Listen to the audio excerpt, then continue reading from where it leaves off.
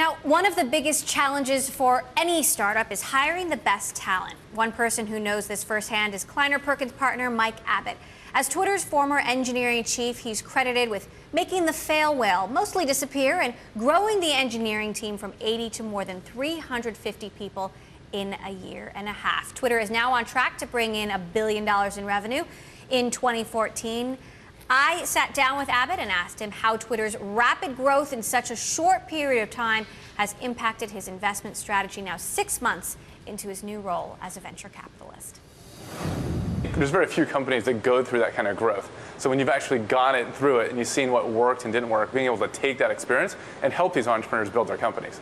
I mean, our core mission, and one of the reasons why I joined Kleiner Perkins, is around really helping entrepreneurs build their companies. And that scaling is not just with the people. It's, how do you bring all those people on board and make them efficient? How do you organizationally grow? How do you deal with the technology scaling, which is a whole different dimension of an issue that we had to go solve at Twitter. You left Twitter as growth was exploding, hitting the mainstream. Why leave at that point? I just felt like it was the right point in time for me to go, kind of both personally and professionally, kind of a variety of family reasons. And so it was a mutual decision for me to go do that. You're credited with getting rid of the fail whale.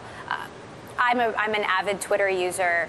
I find that it's still really buggy. Like, there's problems with DMs, there's problems with search as a user. How does Twitter fix all that? Yeah, so first of all, the team did it. I just happened to help lead them that direction.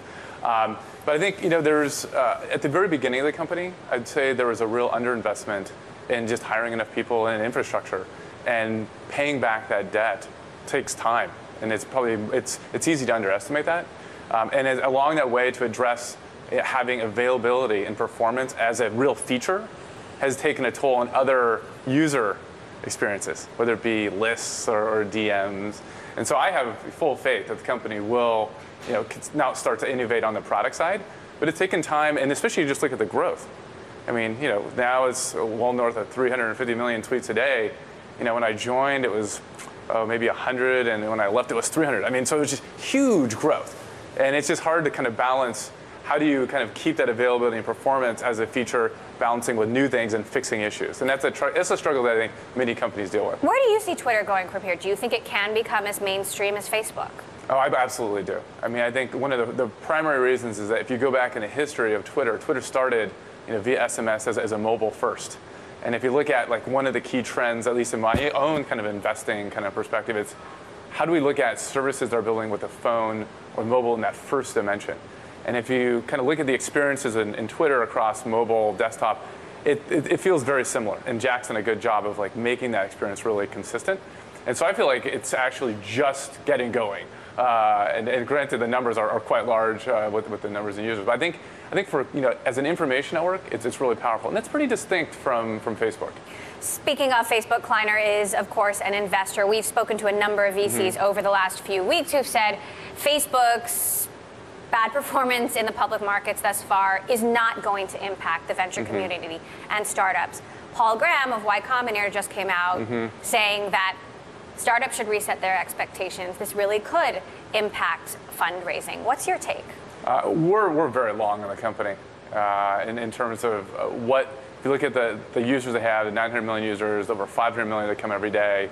I mean, certainly they're working through how to best move to mobile. And I think it's clearly been a challenge for many of these companies that originate on the desktop and are moving to mobile.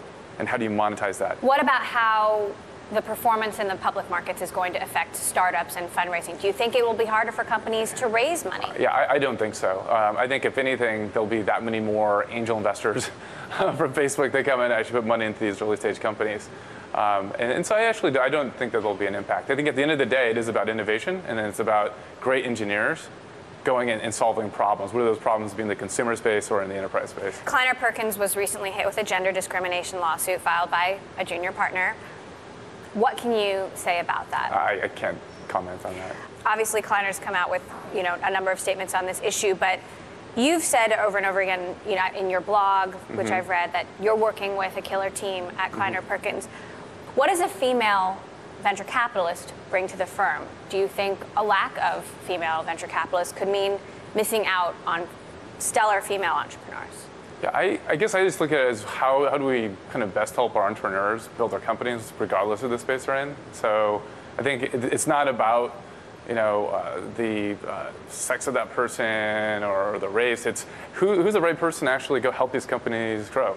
I mean, recently we hired Megan Quinn to come in. She has a great background in this area we were just talking about, right? The democratization of these distribution platforms and payments. That's awesome. That's cool orthogonal to the fact that she's a female.